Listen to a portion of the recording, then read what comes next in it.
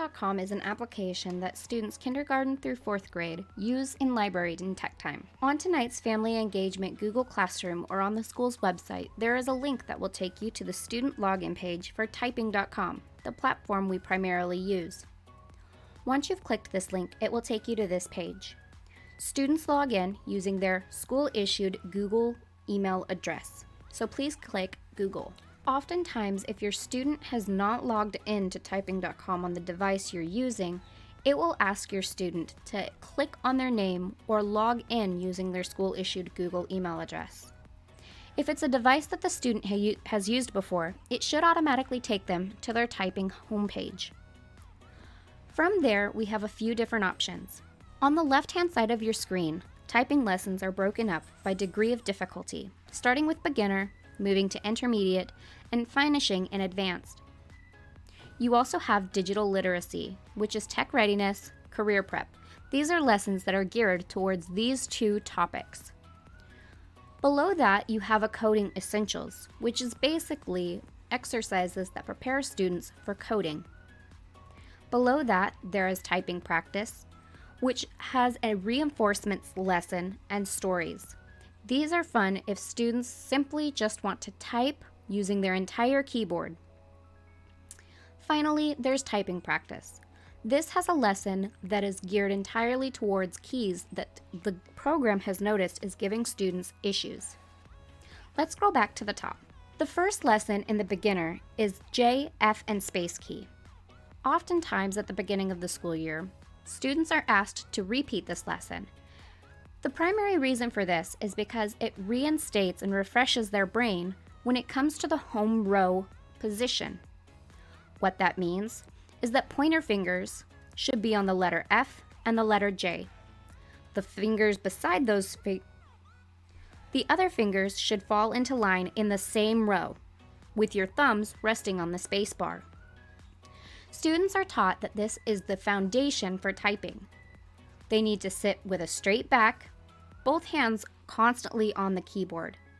This way, as they progress through the lessons, they're able to type accurately and quickly. Let's go ahead and take a quick peek at this first lesson. For the sake of this tutorial, I'm going to skip the video. I would love it if parents went through this video with their students, then follow the on-screen prompts.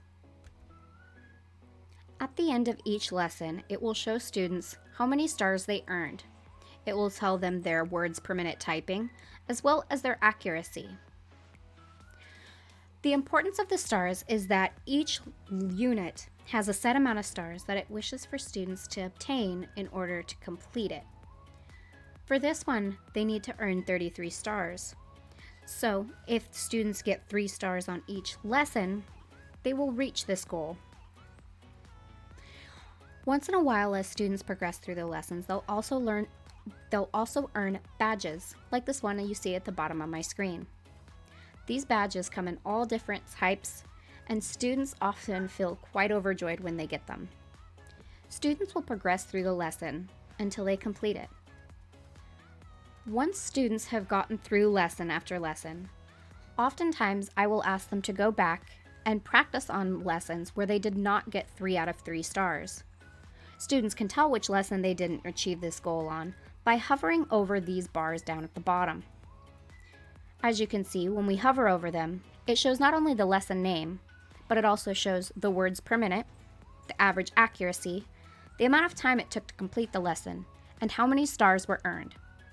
Students can go through here and see if there are any that they didn't get 3 stars on. An easy way to do this is also by hovering over this star at the beginning of the lesson. It will show how many stars they've earned out of the total number of stars possible. Let's scroll back up to the top and look at our last few options. The default page we go to is the lessons page, but we also have a tests page. This page has different types of typing tests, whether it be timed or page length tests. They can also view their overall statistics from past tests. Back at the top, by tests, we have games. These are typing games that students have access to and can play when they've completed a lesson in class. The one thing that I always remind students of when it comes to the games is that these games encompass the entire keyboard. So students who are still learning the home row will find it difficult to complete some of these games because they haven't learned some of the letters that are necessary for the game. Next to games at the top of the screen, we have achievements. This is where students can see the badges that they've earned, as well as their statistics throughout all of their lessons. The final one is themes. This allows students to customize how their typing.com dashboard looks.